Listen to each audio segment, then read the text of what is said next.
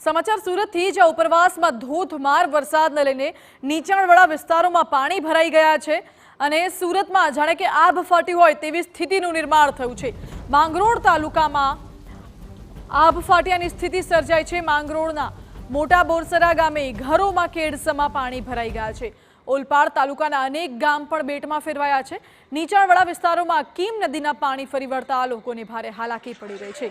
ઓલપાડનું કઠોદરા ગામ સંપર્ક વિહોણું બન્યું। કઠોદરા ગામના ઘરોમાં નદીના પાણી ઘૂસી ગયા છે। ઓલપાડના બોલાવ ગામે લોકોનું સ્થળાંતર કરવાની ફરજ પડી છે।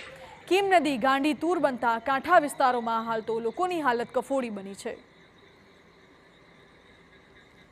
આ દ્રશ્યો જુઓ, એક તરફ ઘરોની અંદર કેડસમાં પાણી ભરાઈ ગયા છે અને આવા પાણી વચ્ચે લોકો રહેવા મજબૂર બન્યા છે। જનજીવનને મોટા પાયે અસર થઈ છે। ઘરમાં રહેલો તમામ માલસામાન પલળી ગયો છે। ઇલેક્ટ્રોનિક ઉપકરણો કામ નથી કરતા અને જે અનાજનો જથ્થો હતો અનાજ પણ પલળી ગયું છે।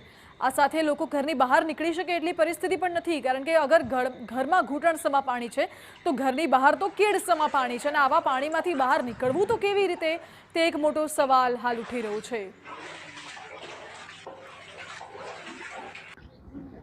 ઉપરવાસમાં વરસેલા ધોધમાર વરસાદને પગલે નદી નાળાઓ ગાંડાતુર થયા છે। માંગરોળ તાલુકામાં પસાર થતી કીમ નદીએ રુદ્ર સ્વરૂપ ધારણ કર્યું છે। કીમ નદીના પાણી જે કાંઠા વિસ્તારના ગામડાઓમાં પ્રવેશી રહ્યા છે। હાલ આપણે છે સુરત જિલ્લાના માંગરોળ તાલુકાના મોટા બોરસરા ગામ ખાતે। દ્રશ્યમાં તમે જોઈ શકો છો જે મોટા બોરસરા ગામનો જે મુખ્ય રસ્તો છે, આ રસ્તા પર ઘૂંટણસમાં પાણી ભરાઈ ગયા છે, જેને લઈને આખું ગામ સંપર્ક વિહોણું થઈ ગયું છે। તેમજ ગામની અંદરની વાત કરીએ તો ગામની અંદર જે આદિવાસી સહિતના ફળિયાઓ આવેલા છે, આ ફળિયાના ઘરોમાં ઘણા ડૂબ પાણી ભરાઈ ગયા છે, જેને લઈને મોડી રાત્રે જ તંત્ર દ્વારા લોકોને સ્થળાંતર કરવાની ફરજ પડી હતી। એકાએક કીમ નદીના જળસ્તરમાં વધારો થયો હતો, જેને લઈને લોકો મુશ્કેલીમાં મુકાઈ ગયા હતા। દ્રશ્યમાં તમે જોઈ શકો છો કે હાલ લોકો કઈ રીતે આ કીમ નદીના પાણીમાં પસાર થઈ રહ્યા છે। જે રીતે હજુ કીમ નદીના જળસ્તરમાં વધારો થઈ રહ્યો છે, જેને લઈને